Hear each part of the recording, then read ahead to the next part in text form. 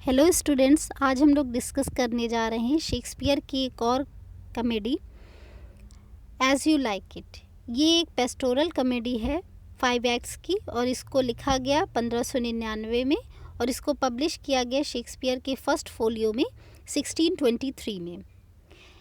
तो आइए डिस्कस करते हैं एज़ यू लाइक इट।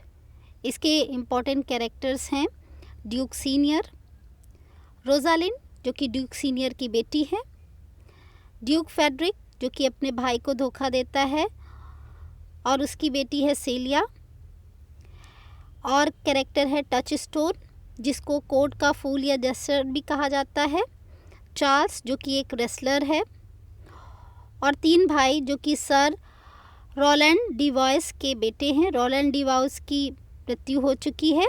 उनके 3 बेटे हैं। सबसे बड़ा बेटा है ओलिवर, डिवॉइस का बड़ा बेटा है, जैकस उनका मंझला बेटा है, ऑरलैंडो उनका छोटा बेटा है। एक सर्वेंट है एडम जो कि बहुत फेथफुल सर्वेंट है ड्यूक सीनियर का। आइए डिस्कस करते हैं story as you like it. Duke senior के छोटे भाई ने उनके साथ धोखा किया, उनके साम्राज्य को धोखे से छीन लिया और उन्हें फॉरेस्ट जाने का ऑर्डर दे दिया। लेकिन उसने ड्यूक फेडरिक की बेटी रोजालिंड को अपने पास रख लिया क्योंकि रोजालिंड और सीलिया एक दूसरे को बहुत पसंद करती हैं, तो वो अपनी बेटी सीलिया के साथ के लिए उसने रोजालिंड को रख लिया। सर रोलांड डी बॉयस की मृत्यु हो चुकी है। जब इनकी मृत्यु हो रही थी तो ये अपने बड़े बेटे ओलिवर से कहते हैं कि तुम्हें अपने दोनों भाइयों का ध्यान रखना है। वो उस समय वादा करता है लेकिन बाद में वो सारी संपत्ति हड़प लेता है। ऑरलैंडो अपने फेथफुल सर्वेंट एडम से शिकायत करता है कि ओलिवर ने उसकी सारी प्रॉपर्टी ले ली है। जब ओलिवर आता है तो दोनों में हाथापाई होने लगती है। एडम ऑरलैंडो को लेकर चला जाता है। ओलिवर ऑरलैंडो को मारना चाहता है लेकिन ऑरलैंडो की कुश्ती अगले ही दिन चार्ल्स नाम के एक रेसलर से होने वाली है। चार्ल्स ओलिवर से कहता है कि तुम अपने भाई से कहो कि वह अपना नाम वापस ले ले। ओलिवर उससे कहता है कि वह अपना नाम वापस नहीं लेगा बल्कि ऑरलैंडो तो इतनी तैयारी से आएगा और अपने साथ जहर भी लाएगा और उसे मार देगा। ये कुश्ती ड्यूक फेडरिक ऑर्गेनाइज करा रहे हैं। चार्ल्स और ऑरलैंडो की लड़ाई में ऑरलैंडो जीत जाता है, जिसके बाद रोजालिंड उसे पसंद करने लगती है। फेडरिक खुश होते हैं कि कुश्ती एक यंग लड़के ने जीती, लेकिन उन्हें पता नहीं कि ऑरलैंडो रोलैंड डी बॉयस का बेटा है जिनसे ड्यूक फेडरिक की दुश्मनी थी। जब उसे पता चलता है तो वह रोजालिंड के ऊपर गुस्सा होता है और कहता है कि तुमने ही ऑरलैंडो को यहाँ बुलाया था, इसलिए अब तुम भी जंगल जाओ। तो सीलिया कहती है कि रोजालिंड जंगल अकेले नहीं जाएगी, मैं भी जाऊँगी उसके साथ।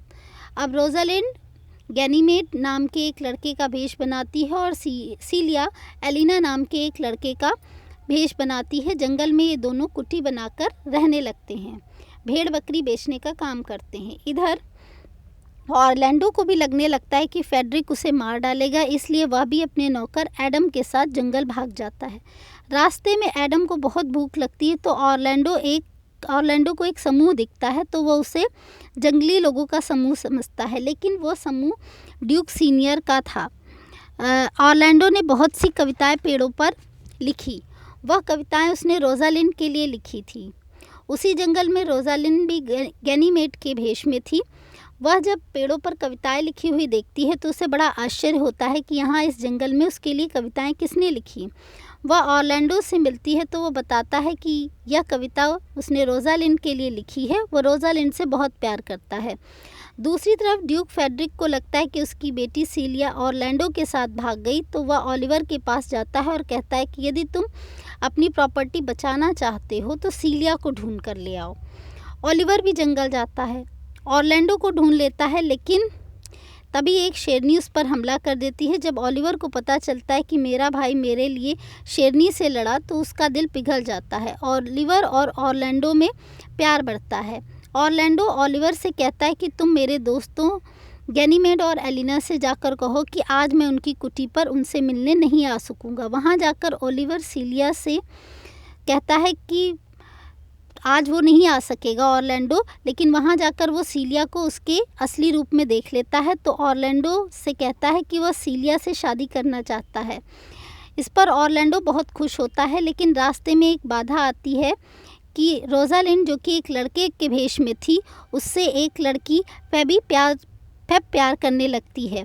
वह उससे कहती कि वह उससे प्रेम करती है, लेकिन ऑरलैंडो कहता है कि वह उससे प्यार नहीं करता, उसे सिल्वियस अधिक प्रेम करेगा। रोजालिंड और सीलिया के साथ टचस्टोन नाम का एक फूल भी आया था जो ऑडेरी को प्यार करता था, जिसे विलियम नाम का एक व्यक्ति भी प्यार करता था।